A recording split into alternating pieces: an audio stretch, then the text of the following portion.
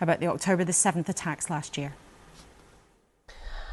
That's been the hardest year for us as Israelis. Since Israel was established, we never experienced anything like that. We've seen wars, we've seen terror attacks, but never in our history we've seen so many Jews being slaughtered brutally, barbarically, like Hamas did at October 7th. Hamas terrorists shattered families, killed babies in their beds, killed children in their pajamas. This type of things we never believed that will happen in our country. And as you said, there is still this open wound of 101 hostages. But many of the hostage families do not believe that the strategy that the Israeli leader Benjamin Netanyahu has adopted is the right one. They've been calling for ceasefires. They've been calling for a different approach to try to get their family members home. I think it's quite clear that a terror organization is not playing by the rules of a democratic country. So Hamas is not interested in releasing these people. That's the main problem. So as you know, there was the Biden proposal. Since May, Israel agreed three different times, with three different proposals, more or less in the same framework. We wanted to release, first of all, the people that are still alive. That was the main goal of the government. I can completely understand that. We want to save lives. We don't want those people to be executed or tortured like they are in the hands of Hamas. And we wanted to make sure that all the people that are alive will be returned back home to their loved ones. And unfortunately, Hamas refused. So you need to understand that the government is not in a dilemma when we said yes and Hamas said no. Let's talk then about events in recent days. So Israel has been targeting Hezbollah, seen as the UK government as a terror group, but in Lebanon. But 1 million people have now been displaced. Civilians are losing their lives. Health facilities have been hit. Why is it that Israel believes that the loss of civilian life is worth it? I think we need some context here. Israel had no interest in any of those wars. We never wanted the war with Lebanon. We were in a situation that at the 8th of October, Hezbollah made a strategic decision to join Hamas as part of the ring of fire that Iran wanted to surround Israel through its proxies, and fired non-stop on Israeli civilians. Many of your allies and many of our viewers worry that your response as a democracy has not been proportionate. Tens of thousands of civilians have lost their lives in Gaza. Now civilians in Lebanon are losing their lives too, and 1 million people have been displaced from their homes. When will you say enough? We will say enough when our people will be safe. This is the only thing Israel is interested with. We want peace and quiet. We want 60,000 people being displaced from the northern cities that turn into ghost towns to return to their homes. And wait a second. I think just by speaking about civilians, you lose the context of why those civilians had to leave their homes. Because they had ammunition and rockets in their homes that Hezbollah used them as human shields. So you need to remember this is Hezbollah's fault, the south of Lebanon, by sitting on our border, not in compliance with 1701 UN resolution. So we're talking about UN resolution from 2006, full implementation of that. Hezbollah should be beyond the Litani River, not on our doorstep.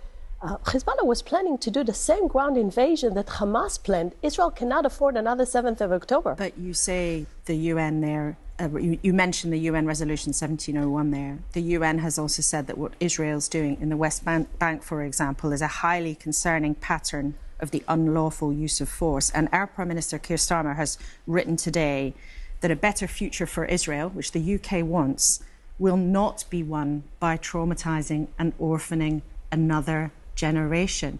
Does Benjamin Netanyahu not listen to allies calling for restraint?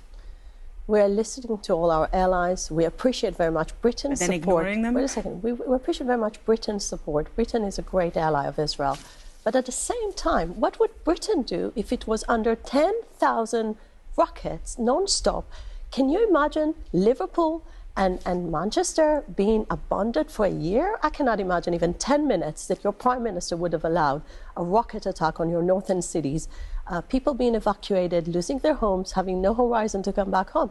The Israeli government is doing the very basic thing that every government should do, to promise the people to live peacefully and safely in their homes. Will you rule out attacking Iran's nuclear sites, which is what President Biden wants you to do? I'll tell you what Israel is definite to do, to remove the threat. Iran attacked Israel twice, at the 14th of April, and just a few days ago, with hundreds and hundreds of missiles.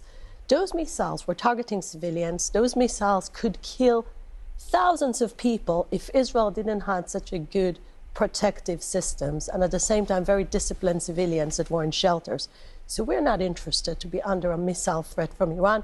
We're not interested to be under this ring of fire from the proxies. This is why we will dismantle the threat. This is for the cabinet to decide how. But we will dismantle the threat because no country will tolerate that. But could that include a strike on Iran's nuclear facilities? Because that would, perhaps you would acknowledge this, many Western leaders think that would move the whole world into a new phase of danger. President Biden has asked Israel to rule out attacking Iran's nuclear sites. Will you? We will do everything that will remove a threat, first. Second, if the world wants to prevent something like that, first of all, we need to prevent from Iran nuclear abilities, because if this is what Iran is doing without nuclear abilities, can you imagine what this regime of terror, this regime that killed and executed Masa Amini, that doesn't care about our values, that is against any Western and liberal values.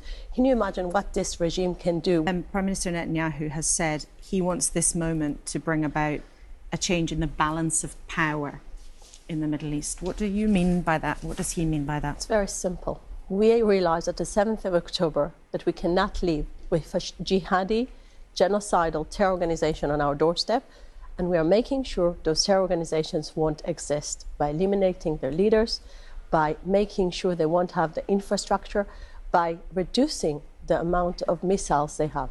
However many civilians get caught up in that mission? This is not the way Israel is operating, Laura. Israel is making sure that every civilian will have enough time to get to a safe place. This is simply something hasn't happened in Gaza, Ambassador. That simply hasn't happened. We moved the population in Gaza few times to very designated places with the UN aid. We operated in the best way that army can operate in a place, was 100% using, in a cynical way, children and women by Hamas as human shields.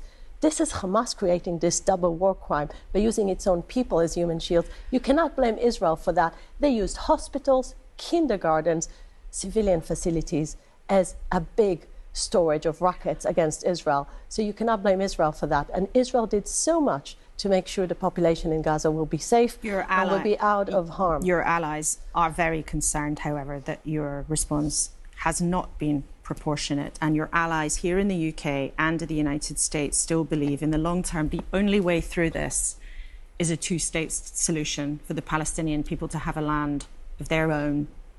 Is that on the table? Just think about Gaza as a good example. In 2005, Israel left Gaza to give them the opportunity to build statehood, to build better life. Some people said Gaza has the potential to be a Middle East Singapore. Look what they turned Gaza to.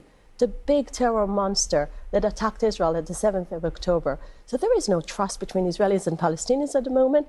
People that attack you in your bed and slaughter and rape you, those not are the people that you want to say, let's reward you with a statehood. But that's the activity of Hamas, which our government says is a terror group, not the activity of ordinary Palestinians living in Gaza. Yes, but in order to have a better future and horizon, Israel is interested in peace. We signed Abraham Accords, we signed peace with Egypt and Jordan.